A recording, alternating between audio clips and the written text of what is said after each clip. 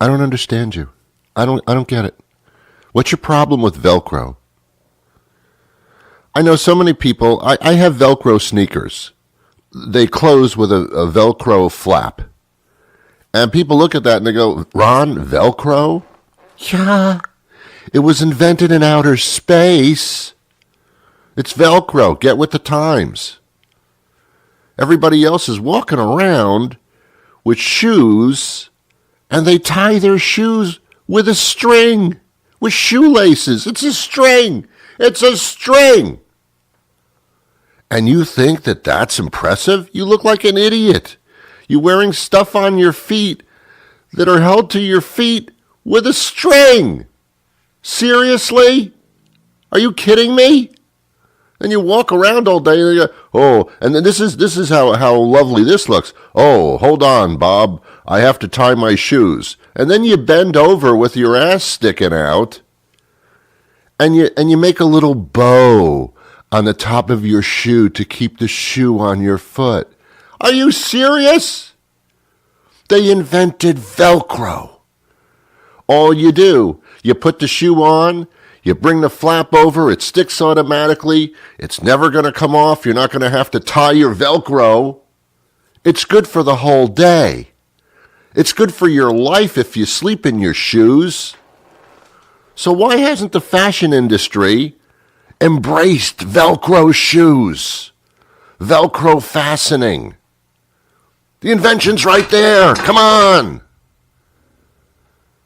I'm incensed about this. And then you have the nerve to say to me, Ron, Velcro shoes, dorky. Dorky! Tying a string around your foot, that's not dorky? Might as well put a little Band-Aid on the front of your eyeglasses frames, dorky. Do I seem upset? On the air everywhere, this is New England Broadcasting. Welcome to the Ron Van Dam Show. Hold on tight. Things can get a bit weird, if you like that sort of thing. Where's my medication? Whatever. Seriously.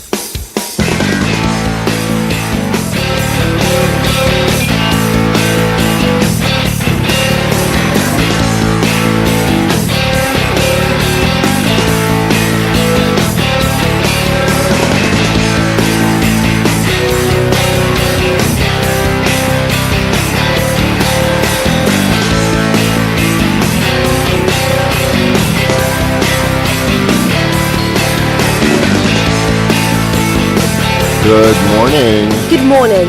Good afternoon. Good evening. Good night.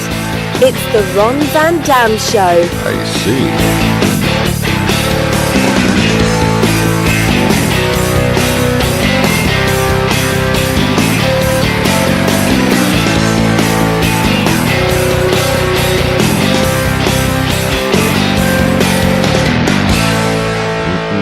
Sit back, relax, grab a cup of coffee, a cup of tea, whatever your liquid libation may be in the morning, and join us as we take a look at the world around us. As much as it's a pleasure to be with you, the pleasure is actually all yours. And now, here's your host, Ron Van Dam. Hey, how you doing? Good to be with you. Relax, just relax. We should all calm down, including myself. Let's just chill for a second. Got a great show today, he said knowingly. Toward the end of the program, I have a great guest. It's an actual organization that is pushing for internet privacy, especially with Facebook. And Facebook is being challenged in the European nations. They're actually doing something about this. Here in the United States, I'm too stupid. I'm too stupid. Europe is far more advanced when it comes to inventions these days and policies and things like that. They're way ahead of us. Do you know the European nations had flat-screen TVs a half a decade, well beyond a half a decade before we even saw flat-screen TVs? I don't know. I don't know what's wrong with us. Well, I don't know what's wrong with you. Pretty much that's what it is. But anyway, how are you? Good to be with you. So, yeah, we're going to talk about the Facebook thing later on, how your privacy, has been invaded. What do you do about it? So what are you going to do about it? Facebook is a tremendous, tremendous company. Facebook is probably more influential than many nations on the planet. Everybody does the Facebook thing. Well, I don't. And by the way, not to throw it in your face or anything, I wouldn't do that. I wouldn't think of doing that. I haven't been on the Facebook thing for now 3.5 months. I have not entered the Facebook thing. And in some of my little stupid apps, it asks me if I want to sign in with Facebook. And I say, no, I will never sign in with Facebook again. I have signed on to my last Facebook. It's true. It's true. I'm defiant. You see, here's the way this is supposed to work. If you're not happy with something, you don't buy from that company. You don't engage them. If you don't like their policies or something that they've done or something that they've said or they've screwed you somehow, you as an individual are not forced to buy from that company unless it's a monopoly and we're not supposed to have them in this country. You just choose. And I chose not to deal with Facebook anymore. I don't use them as a sign-in. I don't even care about them. I choose not to use them. And it's effective for me. I feel free. All of you still use the Facebook thing because you're stuck, because your values and systems have been compromised because of the size of this company, and you get your little rocks off using Facebook. I am a man of principle. I am a man of principle. So I'm quite proud of myself. As a matter of fact, the more things that I do of which I am proud of myself, the better I feel as an individual. It's good to feel proud of yourself. If I was a contortionist, I would take my hand and slap myself on the back in a congratulatory manner, saying, good for you, Ron. Good for you. You're a man of principle. Yes, I am. In more ways than I really care to discuss.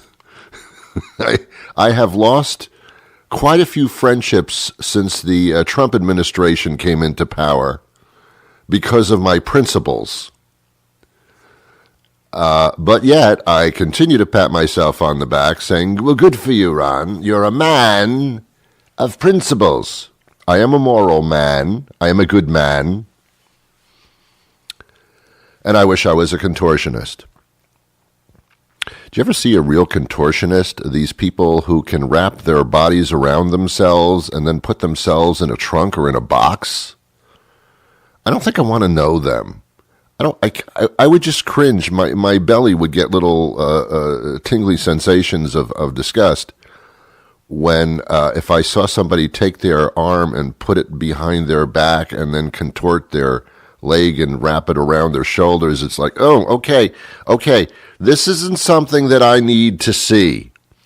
If you think it's a form of entertainment to contort your body into a tiny box, then have yourself a good time. To me, that's not entertainment. That's ew. That's ugh. Maybe you can contort, doesn't mean you should. And not in front of me, please. I don't walk around the planet looking for people to contort in front of me. It's so many people say to me, Ron, can you roll your tongue? Excuse me? What'd you say? Ron, stick out your tongue. All right. Now, can you make it like in a U shape? Can you like roll up your tongue voluntarily with your tongue muscles? You know what? I never really tried to, because there's like no point to doing that.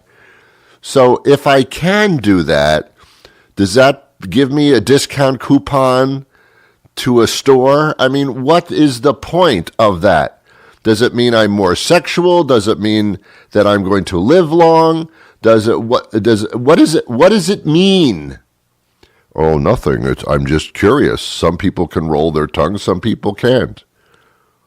Has conversation become so boring that that's what you need to find out from people? God. Ron, can you roll your tongue? I don't care. I got a question for you. Can you shut up? Huh? Can you take your mouth, put your lips together, and not have any sounds come out of it at all? Can you do that? That's a talent that I would love to see coming out of your mouth, not anything. Can I roll my tongue? Then there are people that have the talent, apparently, to put a cherry in their mouth or a cherry stem and tie a knot simply using their mouth with a cherry stem inside of their mouth. Again, that might be a little bit more of a talent, yes, than rolling your tongue. It's not like, yes, I can roll my tongue. I've spent many years at institutes trying to exercise my tongue muscles. I exercise, and there must be exercise for 3 hours every day in order to loosen them up and gain these muscles in your tongue to allow them to roll. And then you have achieved greatness. Oh, God, please, please do that mouth shut thing that I was talking about earlier. Do you understand now why I don't sleep very well? The Ron Van Dam Show is intended for mature audiences. Oh, so that's what ironic means. Yes, honey. Yes, it does.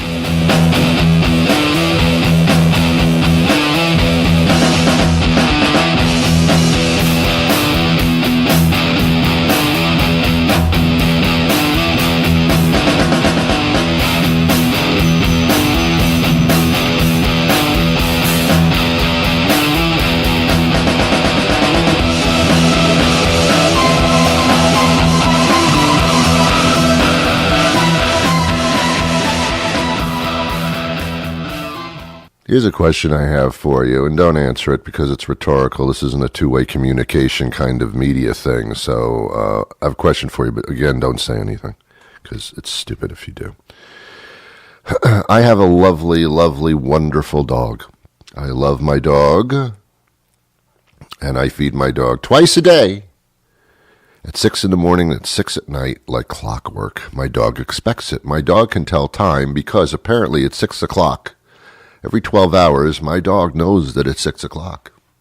Doesn't matter if it's daylight savings time, standard time, Greenwich Mean Time. It makes no difference. My dog's got that kind of clock going. And also can roll its tongue. I think. I don't know. I'm assuming. Check it out. Who cares?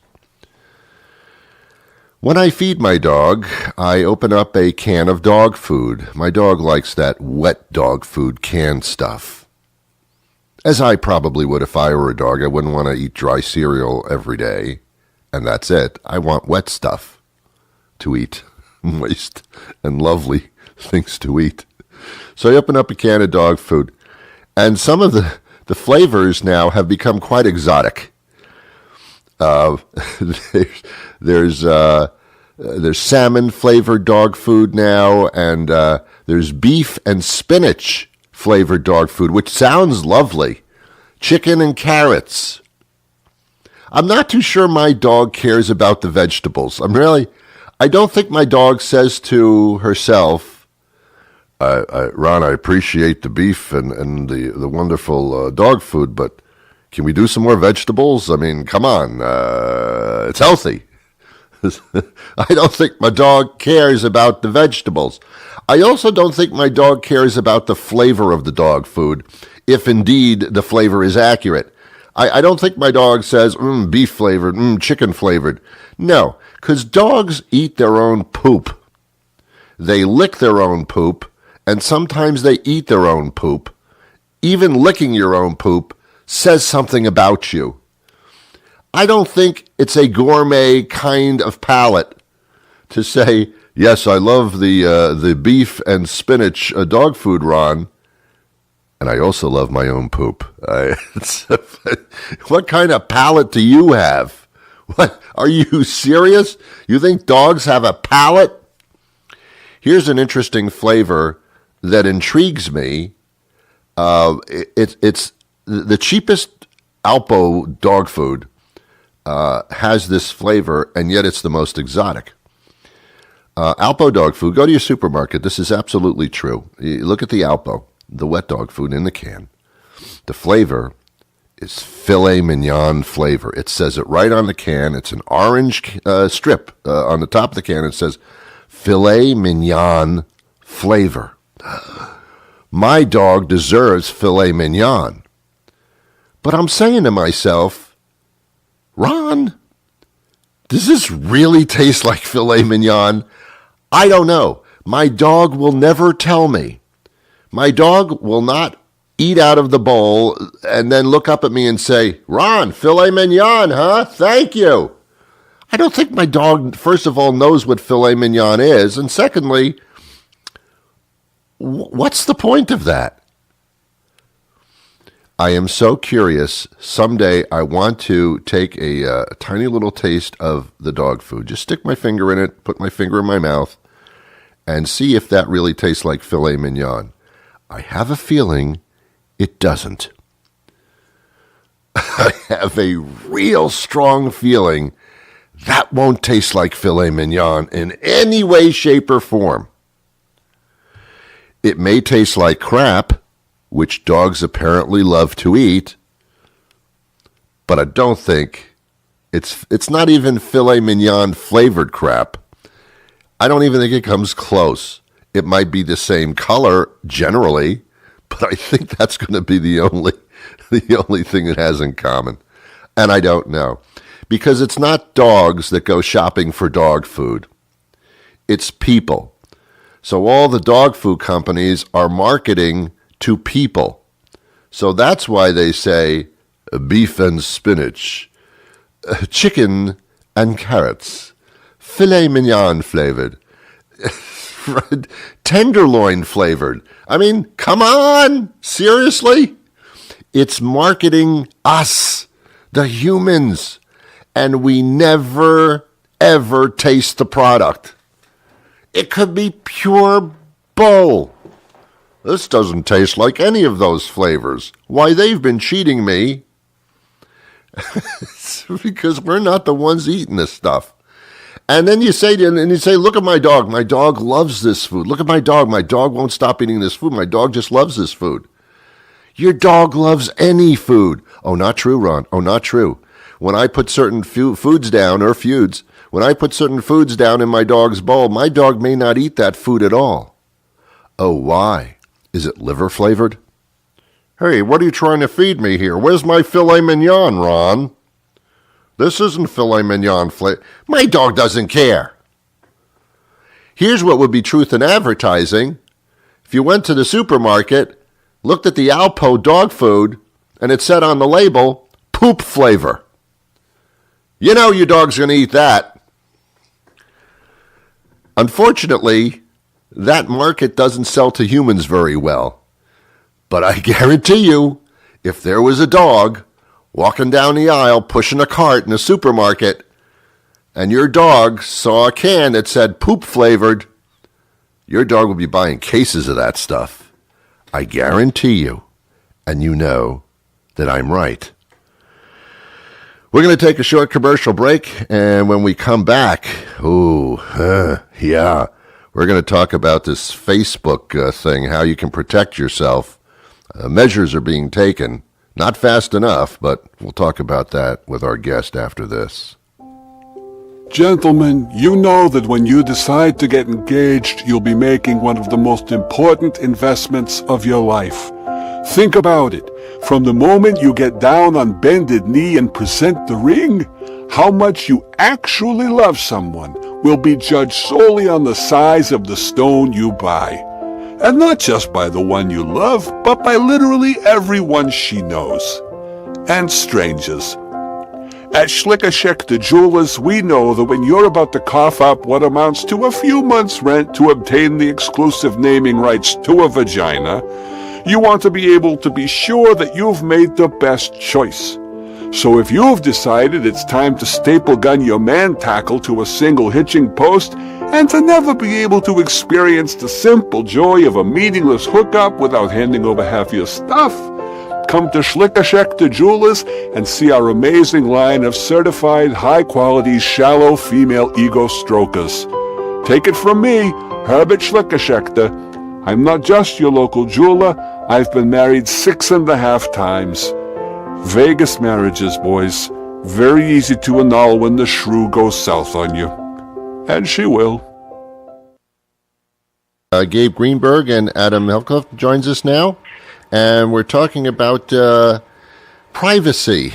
And this is something that came to light with the Facebook debacle with Cambridge Analytica. Very quickly, let's explain what actually happened there. Sure. So, yep. Go ahead, Gabe. Yeah, sure, Ron. So, as you may or may not know, or your listeners may or may not know, advertising in the media and advertising industry has used data to target consumers for years. But I think in this most recent case with Facebook, because it was near and dear to the democratic process, and consumers felt like they were violated because of the use of their data, they were either hyper aware or just generally concerned about the use of the data. I think the hidden dirty secret in our industry is that data is used every day for covert advertising, and Adam and his team have been working on a product to address that. Yeah, it isn't. I guess we all accept that we can be marketed based on what we publicly say, but we kind of figured that Facebook was somewhat private in there, like a chat room, I suppose, and then realizing that, yeah, okay, it's not. But then when the data is used for something other than marketing goods and has to do with for political reasons or sensitive background data, that becomes a little bit different. Yeah, I think basically that's the right line of thinking. It's that the context is out of whack, right? Like I take a survey to tell my friends what kind of celebrity I am or what kind of potato I am, and all those funny surveys, and then that data is used to figure out if I'm leaning to the left or right, and then I get propaganda. That's kind of it might change my it kind of borders on my moral compass of what's okay. Yeah, but isn't that how Facebook makes its money anyway? It's really, bottom line, it sells the data. That's why it's set up. Yeah, it sells attention based on who an audience, right? Correct. The idea of context isn't there. If I sign up for some diet group on Facebook, a fast food company can target me. Yes. That's I don't think about that when I'm signing up for the diet Facebook on Facebook. Correct. But that's what happens. Yes. And it's just an open marketplace for data. So I wouldn't say it's a nefarious thing. It's just the way it is. It's just the way it is. So I guess there have been some moves, especially overseas, to actually deal with this. Yeah, the global data protection regulation does just that, where people have to basically give permission for their data to be used. You have to opt in first. Yes. And it's and basically the way it's enforced is by if you don't do it as a publisher or as a data company, a big chunk of your earnings goes to the government. Okay, and that's the way it's set up right now in other nations. Is that right? It's as a few days ago, right, Gabe? Yeah, the EU. It actually goes into effect on the 25th of May, so tomorrow. Yeah. But the EU is really the first to take the lead on this concept of the right to be forgotten, where your data can no longer be used to market you without your permission. But our belief, and this is why Ron, we're excited to have an opportunity to talk to you and your listeners, is that this is the beginning of a perfect storm where consumers are becoming more aware of how their data is being used, whether it's nefarious or not, and are asking for more control. And we believe that there's some regulation that California State is working on, and we believe that the rest of many of the states in the U.S. or the state government, United States government, and others happen to be in Asia at the moment, and it's a big conversation going on here in APAC where the government is also talking about following the EU. So I think consumers need to be more aware of the way their data is being used. Amazon is a great example. Google's another great example of the way your search behavior is used against you or for you, depending on how you look at it. Right. And consumers should have the right to choose whether or not they can be targeted in the way Adam suggested. If I'm on a diet, I don't want McDonald's in my face with fast food advertising commercials or incentives. And the same holds true if, I do a survey somewhere. Doesn't mean that I want to be considered to be in the right or left wing. I want to have choices to do what I want on the internet and not have Big Brother follow me around. Right, or be bombarded because I may have an opposite opinion. Therefore, I get bombarded by propaganda to try to change my mind. That's right. Yeah. That's correct. So, is this in this country, whether this comes to pass here or not, is this more effective as a state regulation or a federal regulation? Are the chances of both possible? Yeah, I think both are possible. Adam, what's your point of view? Yeah, I think at the state level it'll be effective. I think it'll be most effective at the federal level, so it's consistent. It'll be almost impossible for internet service providers and websites and whatnot to conform to multiple different types of regulation. So now, and a lot of the solution is it's more of a technical in nature, right? Like there's ways to solve these kind of problems that be pro-consumer, still allow the internet services to work. It's just that is all my data being housed in a central repository, being mined like a commodity. That's the question. But what about advertisers and companies that have depended on this as a substantial percentage of their marketing efforts, which would be crucial to them? Do you think they'll lobby against this?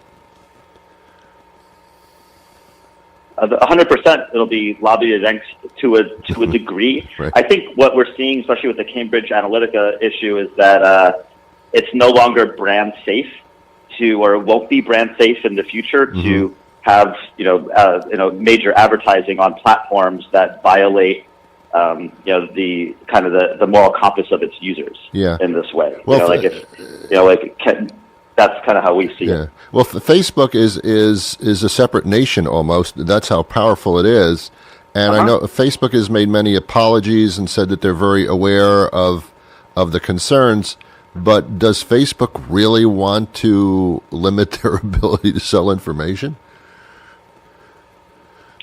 It's hard. It's hard to guess. The answer, I think, from the shareholder point of view, would be anything that might limit the revenue potential would be considered a no-no. Yeah. But there's probably a way to increase revenues and not violate consumer privacy in the same way. By having more opt-in advertising that's more targeted, and maybe the prices go up for advertising. And let's be honest, many or most consumers, if they were given the choice to receive valuable content or offers that were relevant, contextually relevant to them, I don't think many people would object, assuming that they are relevant. I think part of the problem today is that advertising is done in a very covert nature, and the advertising isn't necessarily relevant to me at any particular time. Yeah. So, building a protocol or a platform that allows consumers to have choice, and understanding that there's a give and take, that content isn't free and there's high cost to create it. I don't think consumers would necessarily object, assuming that there's a fair value exchange. Right. So, go on.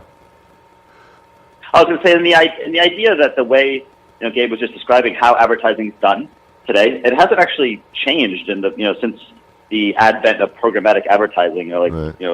Maybe 12 years ago or so. We actually haven't gotten any new technology. We've gotten updated, faster technology and smarter machine learning and things like that, but the methodology hasn't actually iterated. Right. I think that's the inflection point we're in today. Okay.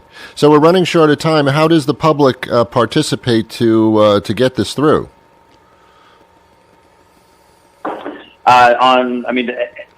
Educating themselves on GDPR and things like that. Yeah. Understanding that in this country, data isn't protected, and right. Maybe making a choice that way. If you think about data as a property right, not as something that's that you're giving to Google and Facebook and for them to use. Yeah. It might change the conversation. Well, it's like anything else in our society here. We have to get people to care. We have to get people to wake up and understand what's going on, and that's been a problem in this country.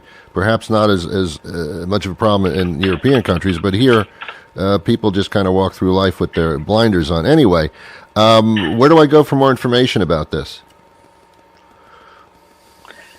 We have a website up called MAD Network, MAD Network.io, and there's also a nonprofit consortium of many of the industry called AdLedger, adledger.org. Okay. Well, thanks for the information. Very valuable. I wish we had more time, but good stuff. Thank you for doing this. And pleasure speaking to you. Thanks for having us, Mike. Okay, take care.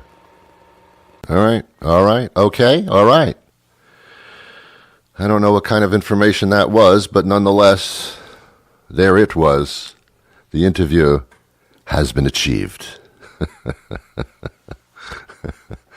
I do hope that when you listen to this program, not only are you entertained, perhaps have a few chuckles at my expense, but that you also learn something. And if all those things are true and come together as a perfect storm, then we will say that we have done a marvelous entertainment program. I hope that you join me again on the next weekday when I'm going to do this all over again, just use different words. And I look forward to this. Will you mark this on your calendar? You can listen anytime during the day. That's the great thing about this. It's not just on at a particular time. We do these things very early in the morning so that you can enjoy this at any time during the entire day.